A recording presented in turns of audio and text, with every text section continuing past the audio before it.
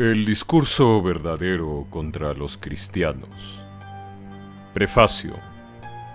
Hay una nueva raza de hombres nacidos ayer, sin patria ni tradiciones, asociados entre sí contra todas las instituciones religiosas y civiles, perseguidos por la justicia, universalmente cubiertos de infamia, pero autoglorificándose con la común execración. Son los cristianos. Mientras las sociedades autorizadas y organizaciones tradicionales se reúnen abiertamente y a la luz del día, ellos mantienen reuniones secretas e ilícitas para enseñar y practicar sus doctrinas. Se unen entre sí por un compromiso más sagrado que un juramento, y así quedan confabulados para conspirar con más seguridad contra las leyes y así resistir más fácilmente a los peligros y a los suplicios que les amenazan. Su doctrina tiene un origen bárbaro. No es que pensemos imputárselo como una falta o un delito.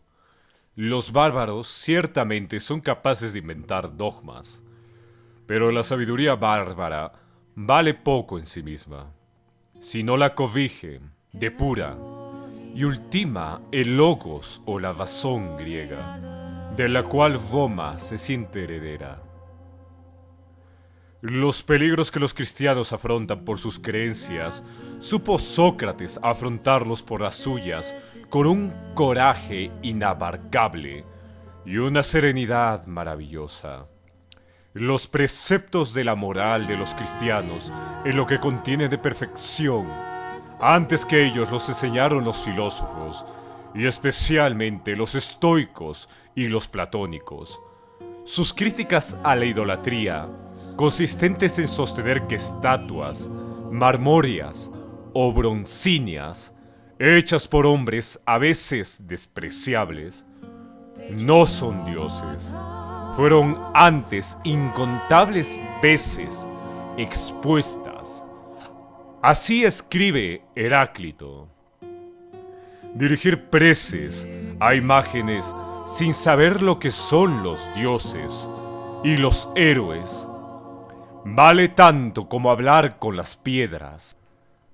El poder que parecen poseer los cristianos les viene de la invocación de nombres misteriosos y de la invocación a ciertos genios o espíritus, a los que algunos llaman demonios. Fue por magia lo que su maestro realizó todo lo que parece espantoso o de maravillar en sus acciones. Enseguida tuvo gran cuidado en advertir a sus discípulos que se guardasen de los que, conociendo los mismos secretos, pudiesen realizar lo mismo, y que evitasen como él de participar de mágicos poderes propios de los dioses. Ridícula e increpante contradicción, si condena con razón a los que lo imitan.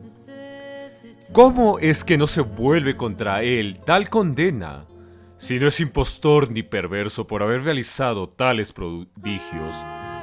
¿Cómo es que sus imitadores, por el hecho de realizar los mismos hechos, lo son más que él? En suma, la doctrina de los cristianos es una doctrina secreta. En conservarla ponen una constancia indomable, y no seré yo quien censure su firmeza. Con creces merece la verdad que suframos y nos expongamos, que alguien deba renegar de su fe o fingir adjurar de ella, para hurtarse a los peligros que pudieron acontecerle y seguir viviendo entre los hombres.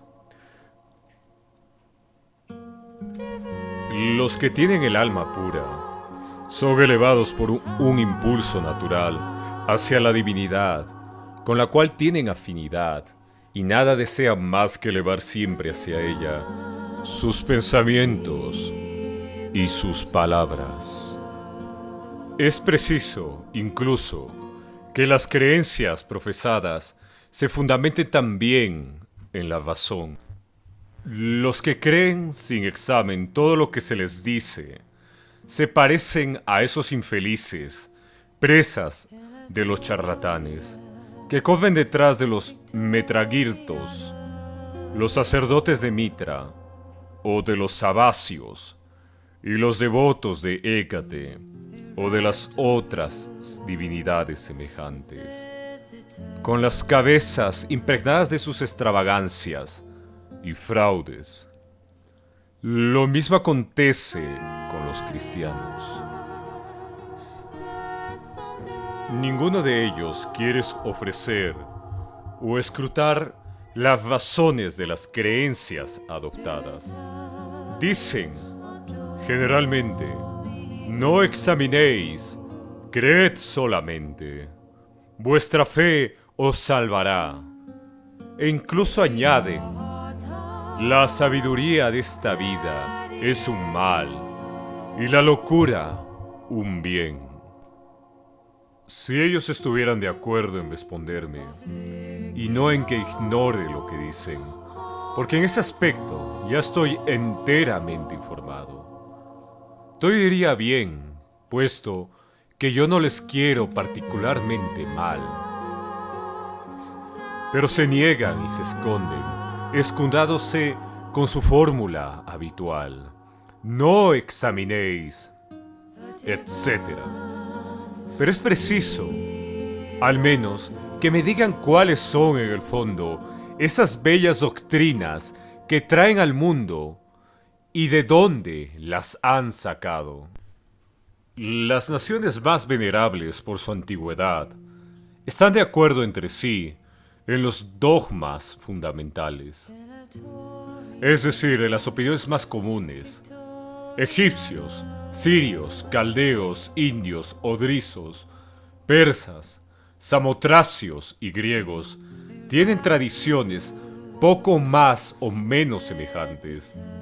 Es en esos pueblos donde se debe buscar la verdadera fuente de la sabiduría, que enseguida se esparció por todas partes, en todas direcciones, por mil senderos y riberas. Sus sabios, sus legisladores, Lino, Orfeo, Museo, Zoroastro y otros, son los más antiguos fundadores e intérpretes de estas tradiciones, y ellos son los verdaderos patronos de la cultura toda. Nadie piensa en contar a los judíos entre los países de la civilización, ni conceder a Moisés honras semejantes a las concedidas a los más antiguos sabios.